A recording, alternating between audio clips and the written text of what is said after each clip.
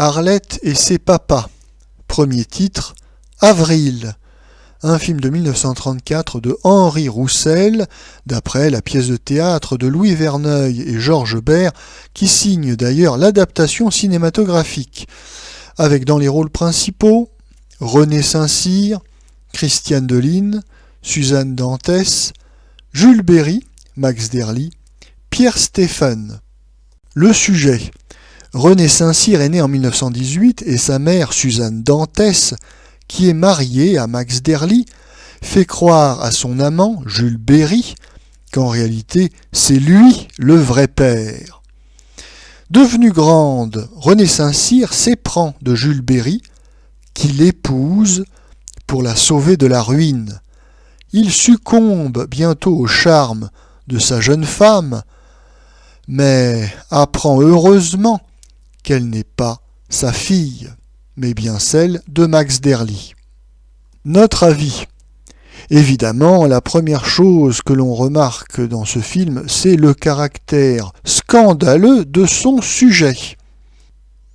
Le film utilise sans scrupule le thème des amours incestueux entre un père et sa fille, aux seules fins de renforcer les effets comiques de certaines scènes, donc assez grossières, assez vulgaires, mais qui sont censées provoquer le rire gras du spectateur.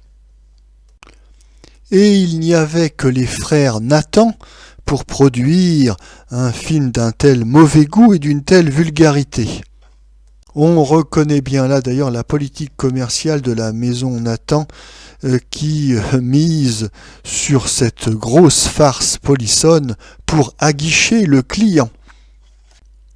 René Saint-Cyr dira d'ailleurs plus tard que les autres actrices sous contrat de la maison Nathan n'étaient pas vraiment des personnes très recommandables. Il faut dire aussi que les frères Nathan s'intéressent en réalité bien peu au cinéma.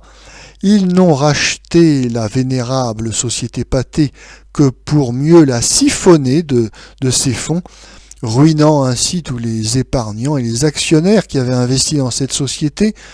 Et par ailleurs, les frères Nathan ont contribué avec d'autres producteurs cosmopolites à désorganiser complètement la production de films durant toutes les années 30.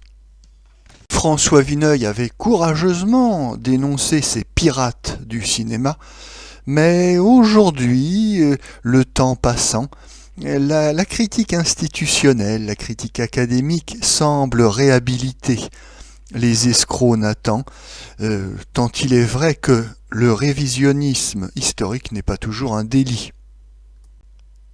Abstraction faite du sujet scabreux du film, le seul intérêt de Arlette et ses papas réside dans la qualité de sa distribution.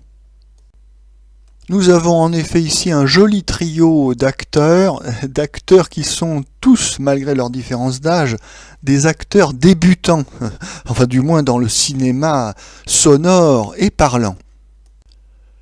Il y a tout d'abord Max Derly, le doyen, âgé de 60 ans, qui a fait la plus grande partie de sa carrière au théâtre. Il a tourné 2 ou 3 films à l'époque du muet. Ici, c'est son 7e film sonore. Mais Max Derly se révélera tout de suite un très bon acteur de cinéma, par son jeu expressif, ses mimiques et sa voix légèrement marquée par un accent indéfinissable. Nous avons également René Saint-Cyr qui est sous contrat avec les studios Nathan. Elle a tout de suite été célèbre grâce au film Les Deux Orphelines en 1932.